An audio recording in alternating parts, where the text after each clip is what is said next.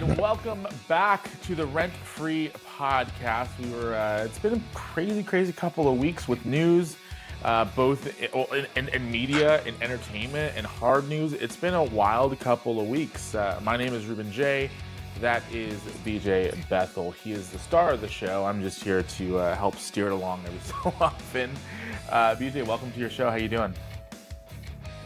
Thank you very much, Ruben. It's great to have you, and I consider you my tag team partner, so I don't think I'm the star of much of anything. I'm still confused why people watch this, but hey, we're having fun. And I think if we're having fun, people watching are having fun, and that's what it's all about. And learning a little something along the way, that's a big time positive too. So yeah, absolutely. And if we're a tag team, you're Edge and I'm Christian, my star power is going to come like 10 years later. I'm Ricky. Well, you have the best hair in all of wrestling podcasting, Ruben. Oh, I think that should be noted. I think that should be your I think that should be your Twitter account handle. Best hair in all of wrestling podcasting. I'm going to update my Twitter right now. I'm doing it right now in real time. Good. Although, you know what? It needs to be said. Maybe I shouldn't, because then X does this stupid thing where you lose your check mark for like 48 hours because of it. Really? Yeah. If you edit anything on your, I guess it's just your display name and your profile. Okay. I mean, for the older ladies, I got the salt and pepper thing going, so there we go. In wrestling podcasting, you said? Yes, best hair in wrestling podcasting. Ruben J. Or just put best hair in wrestling podcasting. I think I would be better. Yes, we're updating our social media profiles live as we air. In real time. It's up. If we get check out Ruben J's Twitter account now. You can just look up best hair in wrestling podcasting. It is up there right now, live. And you'll get my extreme right-wing opinions while we're at it. Let's jump in. Yes. Well, that'll match my extreme left-wing opinion. So if you're not pissed off enough reading me, and you're kind of center left or further left, read Ruben. He'll really piss you off. So we got the anger, we got the outrage meter covered between the two of us. So yes, I love that's it. part of it. First thing off, Ruben brought this up, but we're going to talk about the Jimmy Kimmel situation and what happened with that. Basically, what happened is Jimmy Kimmel made a statement, or it was part of his monologue on Monday night. He was talking about the Charlie Clerk assassination last week. Basically, he was murdered in cold blood by some psychopath.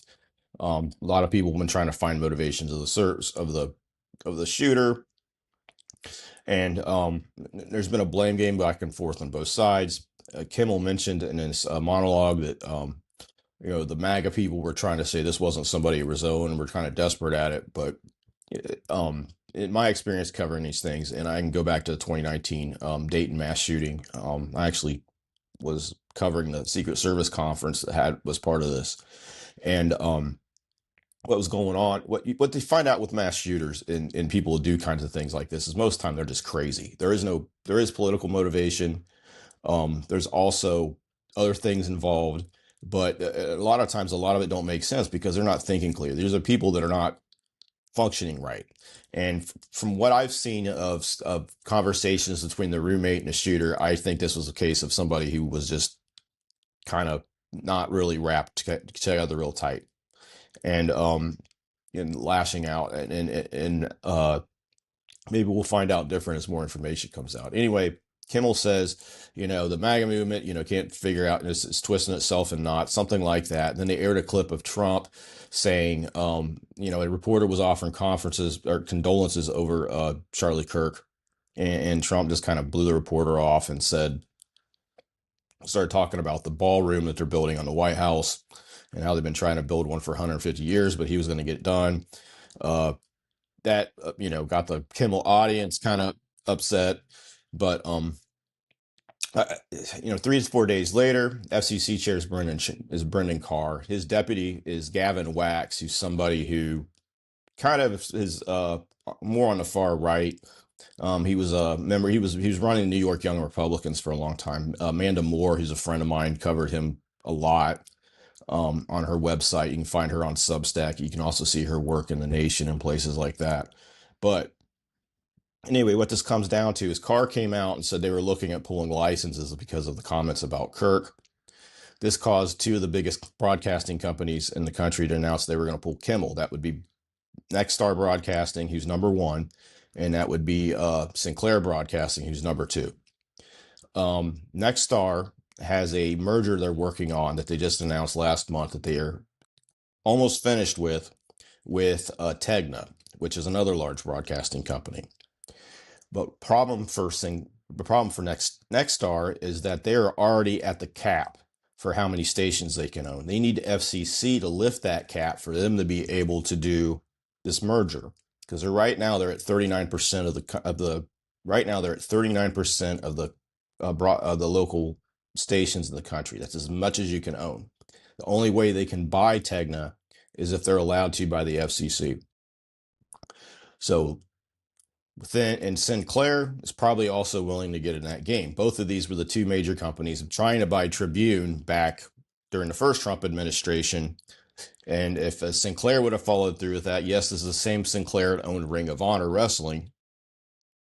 If they would have followed through that, Sinclair would be up at 39%. So I'm sure if Nexstar, for whatever reason, can't buy Tegna, then Sinclair's going to try to jump into that, which is why they're so heavily involved. So anyway, they announced they were pulling Kimmel. Sinclair announces they're going to put a Charlie Kirk tribute show on Friday night at 11:30, and they were demanding that Kimmel pay money to Turning Point USA, which was Kirk's highly successful, basically conservative Trump PAC. This led to ABC, without any affiliate support, they just kind of suspended Kimmel's show indefinitely. A lot of this is coming down to some stuff we've seen in the last few weeks with CBS and Paramount, where they're paying off lawsuits early to try to get mergers through, and it's all about big business. What a surprise! So right now, where it stands is like the CEOs and companies and these people, they're not much into free speech. They're more into the bottom line. And whether, I don't know if what Kimmel said, I don't think it didn't rise to what I thought should have been something that should have got him suspended or taken off the air, but it did rise to something that angered the FCC and Trump. That's where we're at. It's going to be interesting to see how this goes, because this doesn't seem to be a very popular move on either side of the political spectrum. Ari Fleischer, Tucker Carlson, they have all kind of come out and said, this is a terrible idea. This is anti-free speech. You're really getting a bad territory here. I think Trump likes to watch a lot of TV, and I think he really is into the late night shows. He used to be a guest on them quite a bit. He was really into Johnny Carson. He was always like a topic in the monologues, and I think that's one reason why you're seeing Colbert and these other guys get hit, is because he watches them a lot. I think if he was reading Reddit, he'd probably be posting on Reddit angry. But anyway, he's already said stuff about NBC getting rid of Jimmy Fallon and Seth Meyers, which that's basically saying a thing to them that, hey, you need to watch out. Comcast, they might be in on. There's been rumors that they could be merging with Warner Brothers Discovery, so that could interfere with that. So that could be another factor in that. The worst part of all this for me is that I'm having to defend Jimmy Kimmel and Jimmy Fallon. To Jimmy Kimmel, I don't like Kimmel's comedy anymore. I feel like he hasn't been funny in at least 10 years.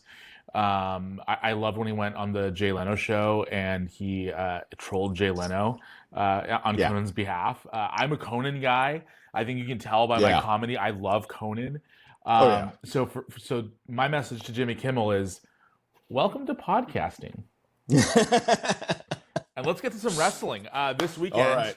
This weekend, we have the battle of PLE versus pay-per-view. We have WrestlePalooza versus AEW's All Out. Tony Khan moved it to the afternoon to try to avoid the competition. Which, I want to start there real quick before we talk about like, expectations and some of the other stuff. Is in your opinion, I'll give you my opinion first, but this is the question for you. Is your opinion, was it a smart move for Tony Khan to move AEW's All Out to earlier in the day? Um, I I personally think that it was a good move in one aspect because it's going to potentially tire people out from watching WrestlePalooza. But my thought was, for the most part, people are going to be paying to watch your product. So somebody who's going to pay to watch your product is going to watch it live, and then if they want to watch WrestlePalooza, they'll stream it later, on this ESPN platform.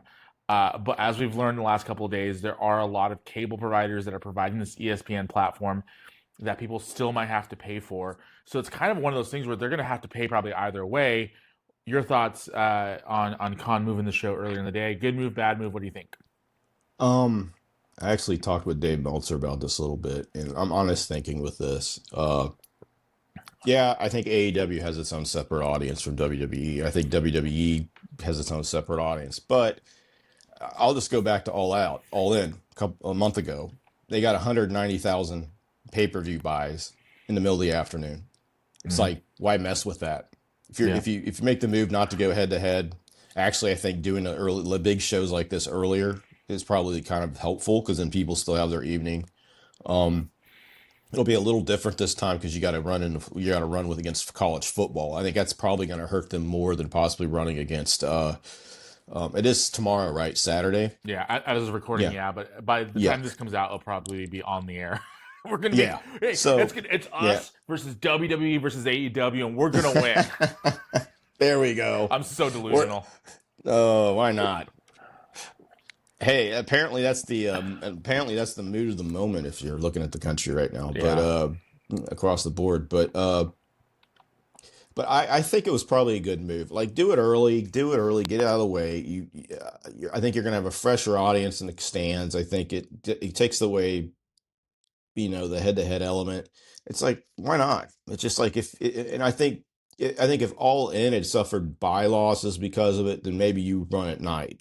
But they had success doing this before, and WWE's kind of obsessed with just eating up all their marketplace, and there's reasons for that.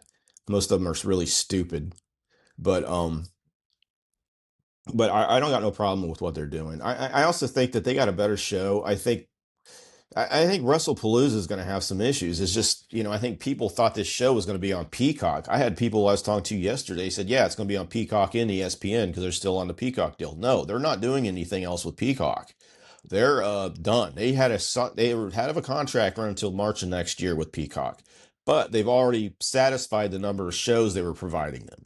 So I think part of that was a strategy so they could get on ESPN as fast as possible. So unless you have, let's see, we have a website that has, uh, so here's who,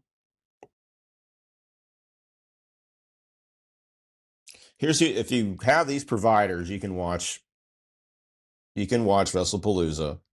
You can watch WrestlePalooza by downloading the app. This app, you can get the app because these 5 providers basically pay the carriage fee for it. That would be DirecTV, Fubo, Hulu Live, uh, Spectrum, and Verizon Fios, FIOS.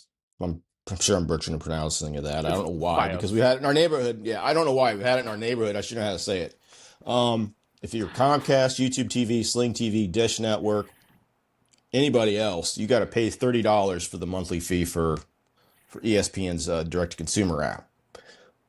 I don't know how many people have taken the time to even look into the consumer app at this point, or the new app at this point for ESPN.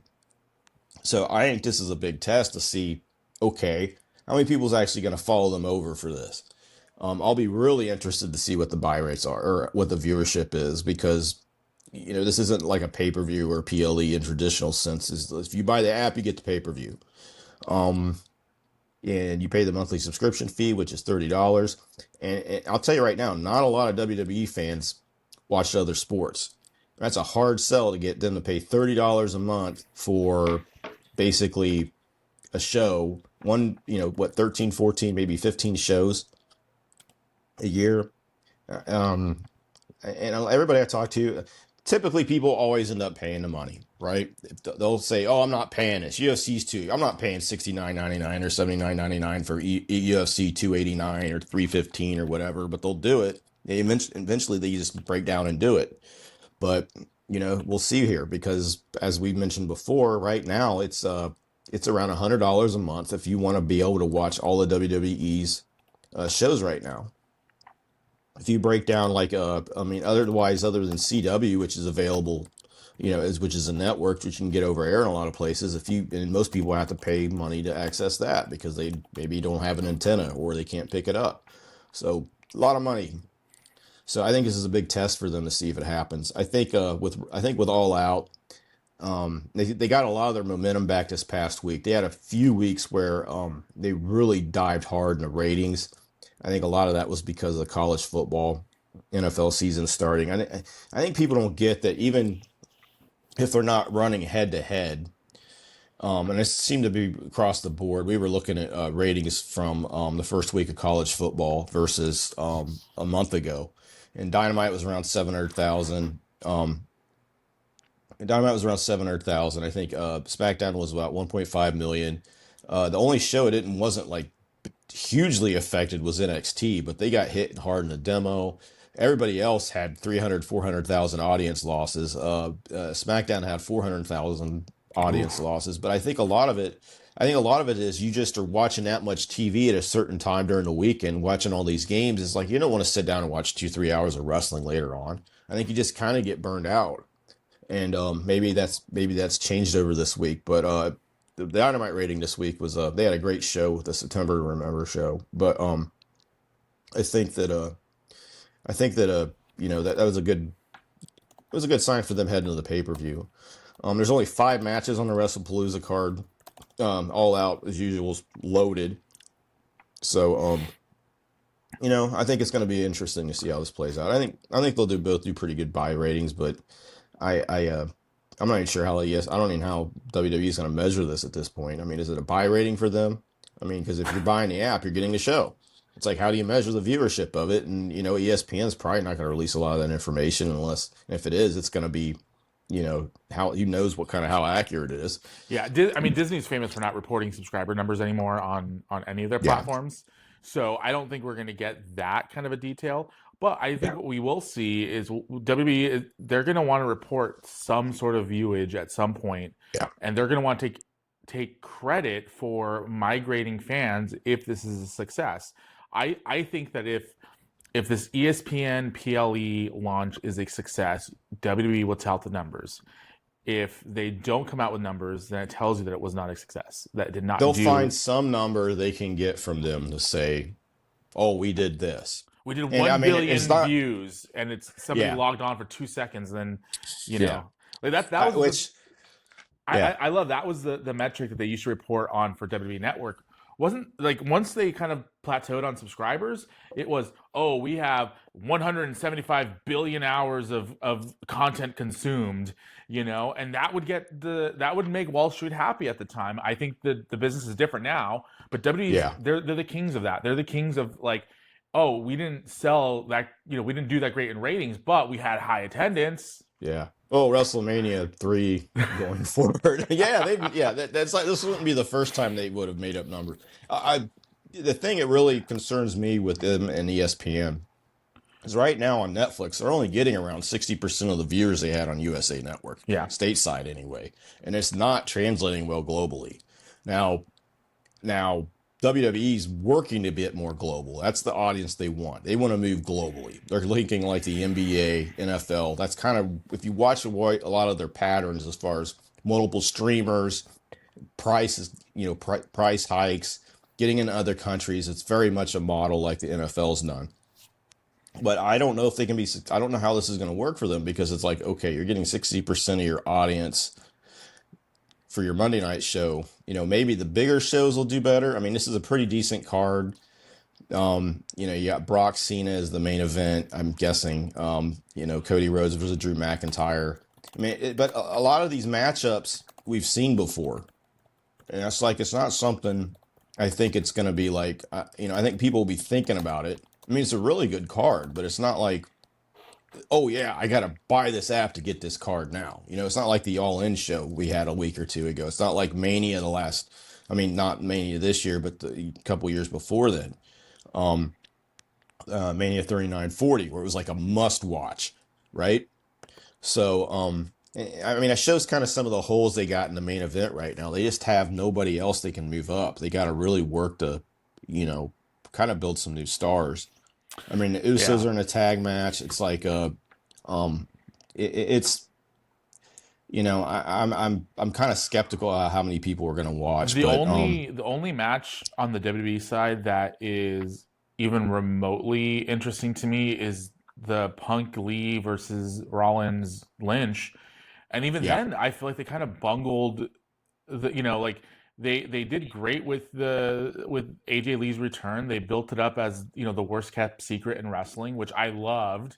I love that everybody was speculating. It reminded me of when Punk returned or debuted at yeah, AEW. It was like everyone knew he was coming, but everyone was just as surprised when that music hit.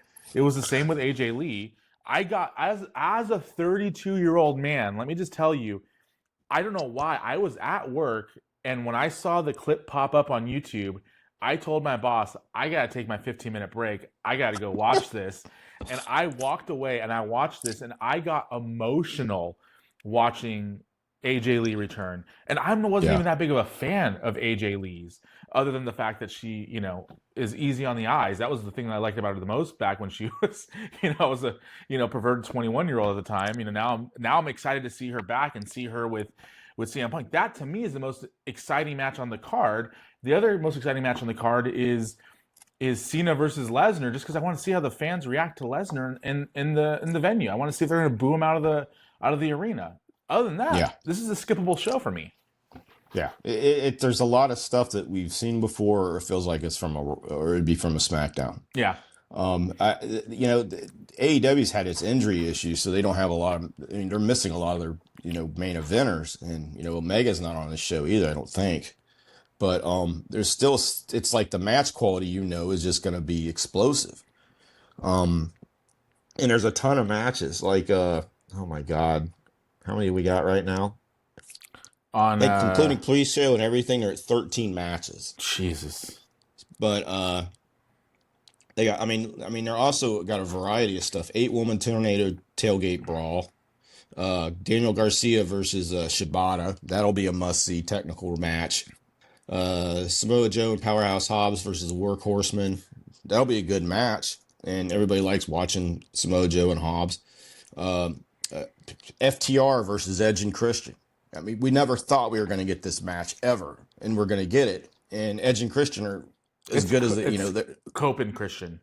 Cope and Christian. Excuse me, Cope and Christian. I mean, nobody ever thought we'd see them tag together again, let alone against FTR. I mean, this is a dream match. This is like a Matt Hardy backyard, Universal Tag Title tournament match. If people hadn't watched TNA 10 years ago, they have no idea what I'm talking about. And then you got I don't even know what you're talking about, but I'm like, yeah. The Hurt Syndicate versus Ricochet and Khan and Liana. I don't know about that. Mercedes Moné versus Rio. Rio is the first AEW Women's Champion. Mercedes is the best in the business. When Rio's healthy, she can really go. This could be a barn burner. Darby Allin versus John Moxley. I mean, people love watching those guys wrestle. They haven't wrestled in a really long time. Mark Briscoe versus MJF. This will probably conclude that feud. And MJF, he's really been building heat for it. So he's gonna, bury Mark Vrex to his brother. I was like, I don't know about that line. Then you got the 4-way women's match. Storm Hayter, Statlander Thekla, then Paige Fletcher. I mean, these are all big-time, huge matches. You got a 3-way with Okada, Takeshita, and Dorada from CMLL. Eddie Kingston's coming back. And then you got the 4-way ladder match for the tag titles, which have the Bucks, Speedball Bailey, Kevin Knight, Hechicero and Josh Alexander, and Brody King and Bandito. Like, that should be a 5-star match. The match quality is really going to hit. Some of the storylines are pretty there. They're not as there as they were maybe a month ago. what they're developing. But it's a really strong show. To me, I think it looks stronger than the WWE show. And I'm also a person like, okay, if you give me the more I get on my pay-per-view, the more happy I'll be, Mm-hmm. right? If I'm paying money for this thing, I don't, if it's 6 hours long, I don't care. If I can if I can purchase it and record it or VOD it you know, uh, save it or whatever, or rewatch it, I'm fine with that. I'll go back and watch the other 3 hours, and if I didn't pay attention to that wasn't as much because let's say I was out taking the garbage out or something. And no, it doesn't take me 3 hours to take out the garbage.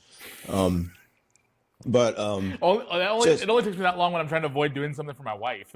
yeah, maybe if I'm trying to avoid taking out the garbage because there's like 12 feet of snow on the ground, and I'm like, gee, I think I'll fold my socks some more, or I think I'll shovel the back porch again, or whatever, because I don't want to have to drag trash totes through the mug. But it just, I like having a lot of matches. I think it gives you a lot of chances for variety. There's a better chance of seeing something good. I think WWE, with them settling on a low amount of matches, I think it's really kind of hurt. You don't see people getting built up. It's kind of really cut the card off for everybody else, and especially the women there. And to me, I think it is a great show. I think All Out's a great show. I think WrestlePalooza, I hate them using that name because it's an ECW pay-per-view name. I mean, the greatest show in ECW history, according to Paul Heyman, this is one he loved, and this is the one that got me into ECW big time, was WrestlePalooza '97. That's kind of a sacred name among ECW fans, and now WWE's using it.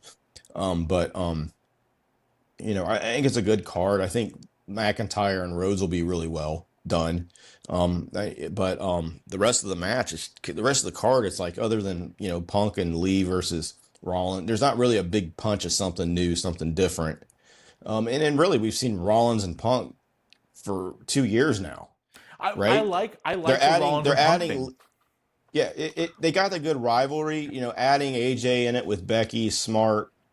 They needed something different, but they need something different across the board. They Yeah. really need some new main eventers. Well, I don't know why they haven't. I really thought they missed an opportunity to get Bronson Reed into the top by not having him come out and be the one to crush Cena after the Rhodes match. I don't think they needed Brock back at all, but they see Brock as somebody. It's going to be, he's going to pop the viewers. Now, this is Vince McMahon style thinking.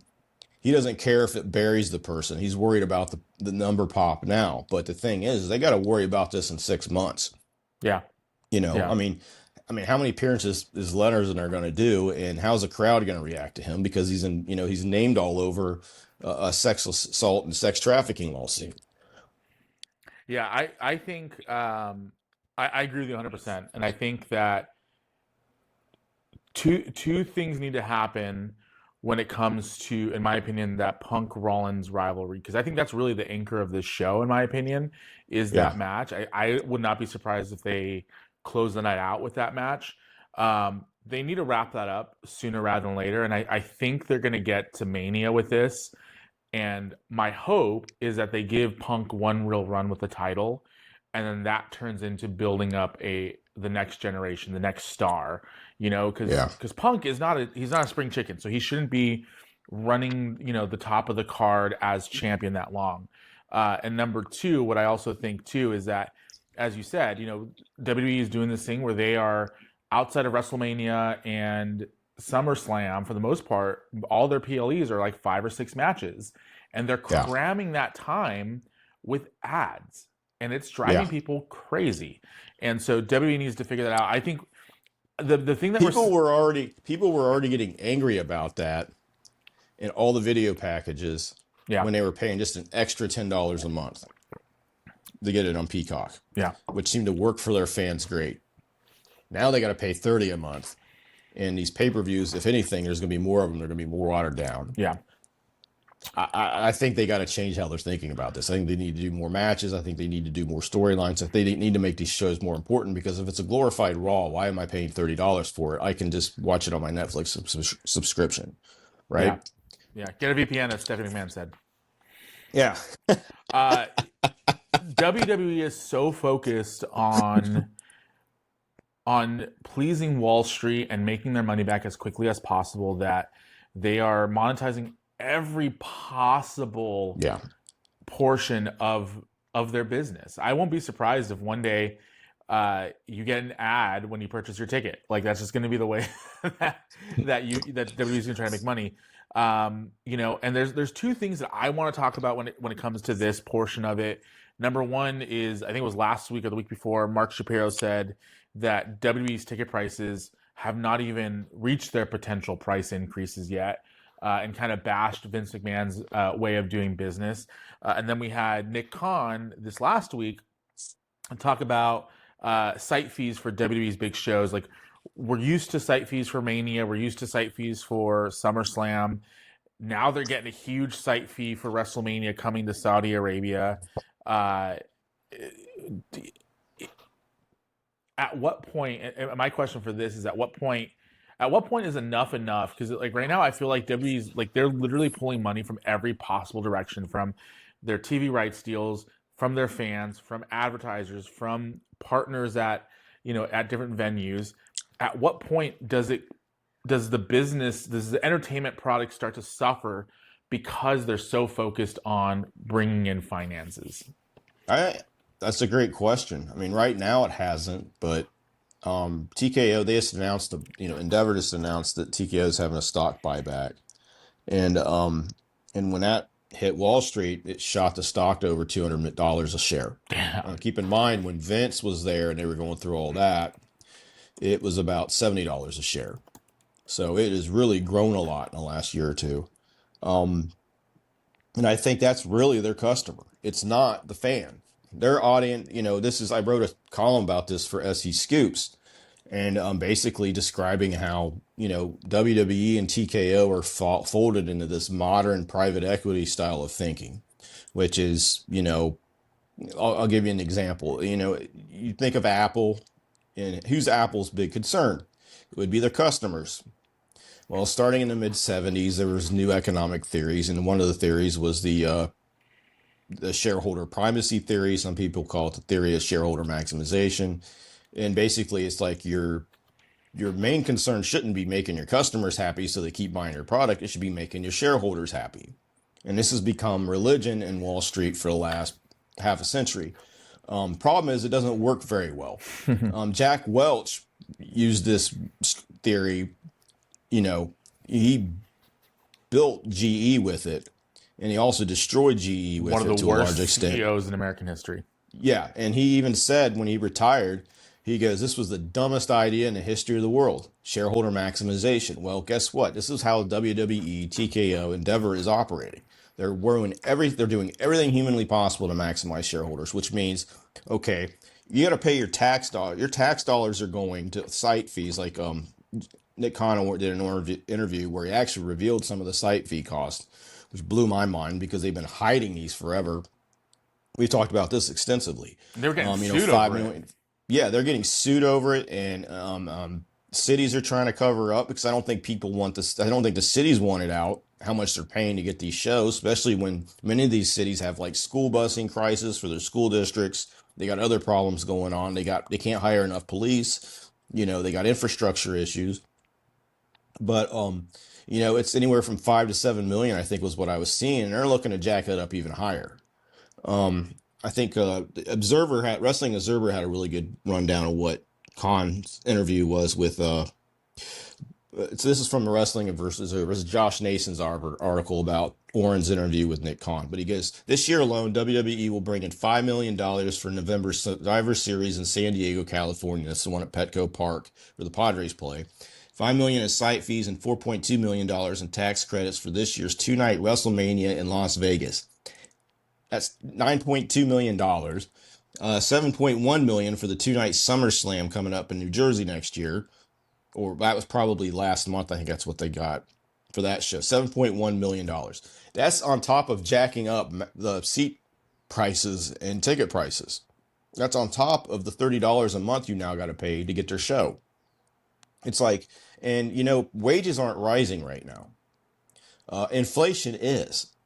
So the wages we do, people are getting, they're getting hit hard because food prices are high. Mhm. It's something that's not really been tackled well in the last by either administration, the last one or then the current one. So it's something's going to give at some point. I think right now, if I didn't, I keep asking this because I'm like, is TKO for sale? Because it's like you're squeezing as much money and profit into this thing as out of this thing as possible. You're cutting everything you can. It just feels like they're putting it at I mean, they're putting it max shareholder value like you would if you were preparing it for a sale. But I haven't heard anybody tell me that that's the case. So I mean, it's at some point they're going to hurt their customer base. They're going to hurt the fan base. I mean, not everybody's going to be able to afford $30 a month for pay-per-views. Not everybody's going to be able to, maybe they're ESPN successful enough and they're able to get, let's say, 75% of the cable providers to give them, carriage fees so they can give their customers this app. But until then, it's that's a lot to ask. I mean, especially when you consider how the PLE is really kind of a shrunken down version of a pay-per-view. It's not the same. They deliver pretty much 4 times a year, and other than that, yeah, everything's kind of a glorified TV show. Yeah. Hey, let me ask you this real quick. Sure. I know your focus has been, is WWE TKO for sale? My thought has always been this: when Endeavor bought UFC, they did it in a heavily debt laden buyout. It was a leveraged buyout essentially, and so Yeah. they took on a lot of debt to buy UFC for 4.1 billion. And I think at the time a lot of people thought UFC was overvalued. Uh, TKO or Endeavor then bought WWE at a $9 billion valuation. And according to Gemini, so take this with a grain of salt. I'm not going to dig through their financial reports, but WWE is carrying about $3 billion, call it $3.1 billion of debt. I'm wondering if they're just trying to squeeze out as much profit as possible, because right now, according to this, they're operating with $2.8 billion in revenue, generating $600 million in free cash flow. I just wonder if they're just trying to tackle this debt problem. I mean, that would be a good. I mean, that would be his best explanation I could think of. I mean, last year with this, they had their hottest year. I think it was last year, and I know a few sites looked into they broke down their financials and they said they made like a small net profit, even after ticket price increases and all that. So maybe that's why we're seeing this, is because they're trying to service the debt. That would make a lot of sense too. And it also make a lot of sense if they're looking for a buyer. That's what David Zaslav at Warner Brothers has been trying to do really hard, is, get the debt down. At Warner Brothers, he's done a pretty decent job of it. I mean, if the stock prices keep cratering, rising, especially with Paramount looking at purchasing them, that should help. But with WWE, yeah, that's definitely an issue, is the debt load they're carrying. That's kind of a thing across the board, though, with these companies. And that's something that I think that, regulators need to address. In the newspaper industry in the 2000s, a lot of people blame, the internet and all these other issues for killing the newspaper industry. But the thing is the vast majority of major newspapers, even smaller ones, were all heavily debt owed, and they were bought by corporations, and then they just had tons of debt saddled onto them from other parts of that corporation. And then when the business started to slow down a little bit, it was like, oh, you're not making us any money anymore. Well, we're making money. It's just you saddled us with a ton of debt. So, that could be one way they're approaching this. Is like, we're going to try to do everything we can to service this debt. We're going to blow up prices. We're going to, and right now it's working. I mean, I imagine this is probably putting in some dings to it, when it stocks at $200 a share. So, for them, that's a good idea. I think that, I think it's partly that. I think it's also just, I think right now it's just we're in a world where all business revolves around the stock price. Yeah. It all revolves around what you bring home for the top people. And I just don't think that's a sustainable model. I don't care what business you're in. I mean, if you're not making your customers happy, if you're not making them, satisfied and you're not making your product worth paying for, it's going to hurt you in the long run. Yeah, and I think there's a couple businesses out there that are like that, you used Apple earlier as an example of a company that like puts their customers first. I would argue to say that since Tim Cook took over, 11, 12 years ago, that he's been more of a bottom line operator, Yeah. Wall Street He's guy. completely different from Steve Oh, Jobs. 100%. And People would ask about why Apple was successful under Steve Jobs, and it was because if you looked at their corporate structure, they looked like a 1950s company. They were yeah, set up like they look like Chevrolet or Ford in the 1950s and 60s when they were at their peak. And they were very focused on their customers. But since Tim Cook, it's been completely the opposite. Like you said, they're very much we're going to worry about the share price. yeah. And so with that, you look at like, y- y- I can't say too much just because I don't want to reveal too much about my personal life, but you look at, consumer trends when it comes to the iPhone. People are switching from iPhone a lot more than people realize because it's the Yeah. same thing year after year with the same price tag. And I'm worried that WWE is getting to the point where so much of their revenue is coming from partners versus consumers that eventually the creative isn't really going to matter because the brand WWE still sells tickets. WrestleMania still sells tickets. And then as we talked about in our last episode, at some point ticket sales may not even matter. Yeah. Right now it matters because they have travel expenses, but we very much could see a day where the current ownership says, you know what, let's just build a studio that will fit 5,000 people, or let's rent a studio that will have 5,000 people in it, give tickets away for free, and all we care about is having a nice looking TV audience. We'll be in one area, and then 4 or 5 times a year we'll have a big stadium show that is paid Yeah. for by tax dollars. That's going to be in the future, I think. I think that's going to be the future for just about both the major pro wrestling So companies. I think at some point it gets there. is this number about $100 million for WrestleMania to Saudi Arabia? Is that the accurate number? Yeah. That's a crazy amount of money. Yeah. They make more money. Wrestling Observer had this a couple years ago. They made more money in like 2 or 3 of the first shot Saudi shows than they did in all the WrestleManias combined up to that point. You're talking like 30 years of WrestleManias. Like they fork out so much money to get those events. I've asked people, why are they going to business over there? Ari Emanuel, of course, he's a big person with Endeavor. He's related to other famous Emanuels. And I had it kind of theorized to me that maybe their way of kind of democratizing the Middle East is adding more sports or more American style sports, and so that's why they're doing these deals. I don't think it's that. I think it's the money's just so huge, and they're willing to offer it. They have a soccer league over there that's it's picked up a ton of soccer stars from out of Europe and other places. They've had of course there's the LIV golf.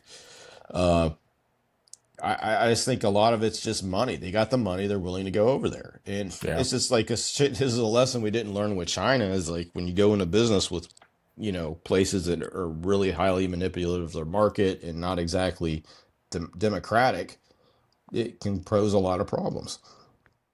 Yeah, no, 100%. I think. Ask those WWE wrestlers that got not held hostage on the runway, in Riyadh a couple years ago. Yeah, I think it's insane. It's an insane world when you put your product that actually got you to be a public company behind the public money that's coming in. Now we have one last thing that we want to talk about. This is a huge story with Rajah Jackson being arrested and charged for the assault on, I think it's Sicko Stew. Yeah. And a great story. Like it's about damn time. What took so long, I don't know. What do you know about this? Let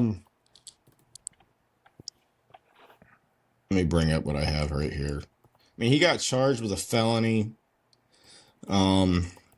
I don't have the police report. I've just seen the news reports. TMZ broke this yesterday, and then everybody else came up with it. Everybody's seen the footage. Stu was coming to the ring, and then Rajah Jackson came out of the crowd and basically gave him the rampage slam. And then I think he hit him 21 times in the head. Police were called to the scene on an attempted murder call, so they showed up rather quickly. This was handed over to felony detectives in the department, and they've been investigating it. I imagine they just felt like now they had enough to put together to get charges against him to make him stick. But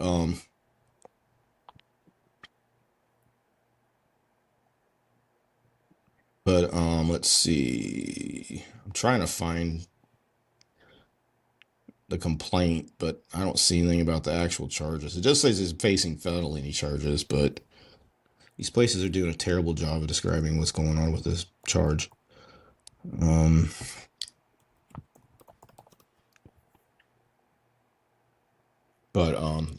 Yeah, I'll try to get the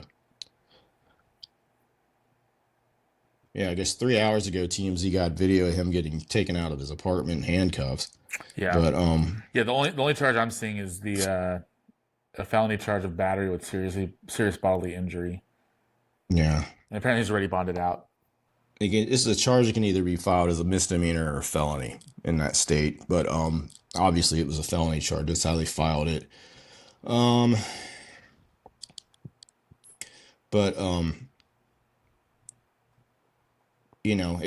gonna be looking at some serious jail time. Yeah, if he doesn't plead out. I'm sure they're gonna plead out. Or try to plead out, but I don't know. As bad as the video is, it's going to be really hard. Well, usually if it's somebody, it's a higher. It's usually gets higher. It's usually a higher felony degree if it's like against a public official or a public worker or a police officer, firefighter, somebody in that capacity. But that's not really thing. You see a lot of this kind of charge in domestic cases, things like that.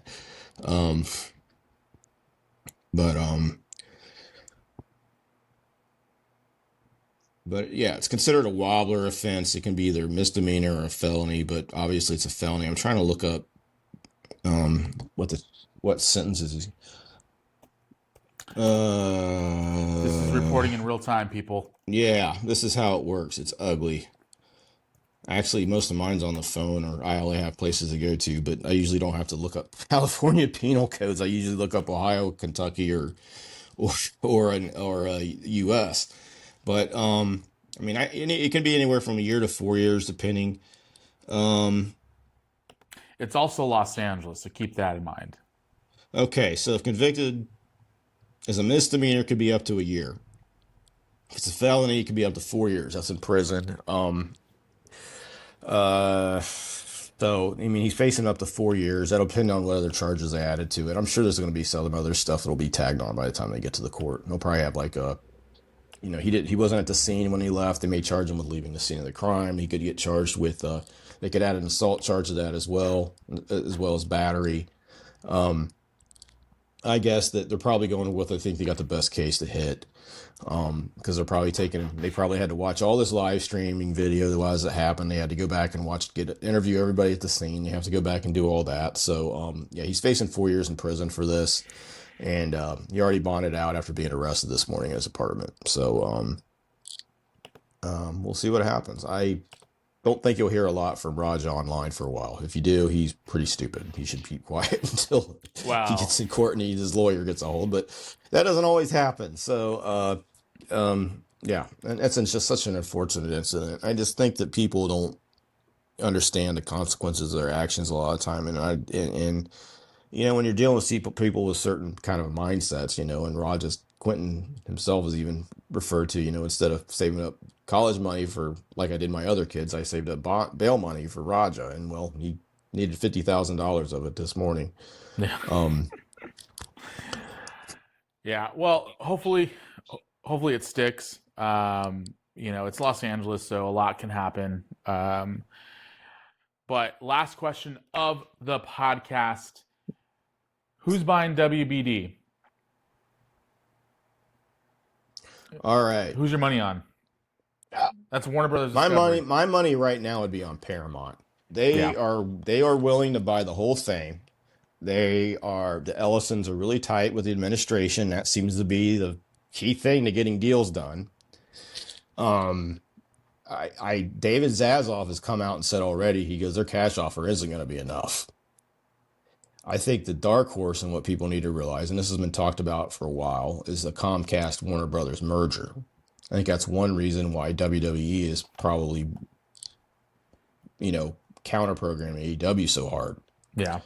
Because that would really change their relationship with Comcast, where SmackDown's still on the air.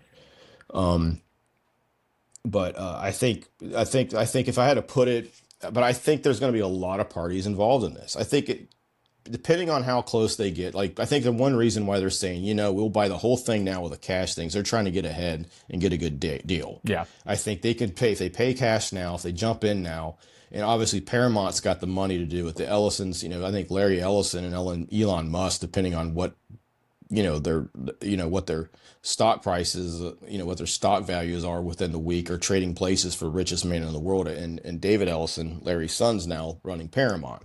So they got as much money as they want to spend. It comes down to what Zaslav likes to do or wants to do with this. If it comes down to them waiting until the split, that'll be next year in the middle of the year, 2026, when the cable networks split off and the streaming and the movie studio split in another direction. And if that happens, then it's going to be an all-out show. There's Comcast is thinking of a merger. That obviously would keep Zaslav in probably a stronger position with the company moving forward. But also Netflix would be game for this. Amazon Prime. Amazon has already looked at Amazon has considered purchasing them before just because of the TNT studio production. Amazon sports production has really struggled since they started bringing in sports, especially the NFL. TNT sports production is the best in the business. So getting a hold of that production studio would be a huge game changer for them. Netflix, everybody, just about everybody. Maybe, I don't know if Disney would be, but I think you could see that Netflix definitely, Amazon definitely, Comcast would be in there, but I think the favorite right now would be Paramount, just because they're in moving mode, they're investment mode. I don't know how they're ever going to pay off all this debt that they got, but they're in the investment mode right now. They're the ones that they just had their Skydance. The Skydance just had its merger passed with Paramount. I don't know how that'll affect it, because I don't know how you can hop from merger to merger this quickly. I don't know the regulation. I don't know the regulatory consequences of that. But right now they would probably be the favorite because they're the ones that's made the best deal, and they're the ones out most front. They're the most aggressive. They're willing to take the cable channels too, which is considered to be the least valuable part of all this. So to me, they're probably the favorite. I said right behind them, I would put Comcast and Netflix and Amazon. I think that could change very rapidly depending on how people want to value Warner Brothers. I think if Paramount really is getting really aggressive, but their cash offer isn't hitting where it is, I think you definitely see Netflix and Amazon jumping in there pretty fast. And I could also see them working out something with Sony. Sony's already expressed interest, and I mean, there's been talk of that. Now, I don't know if they've expressed interest, but Warner Brothers and Sony have worked together a lot on the previous things. They work.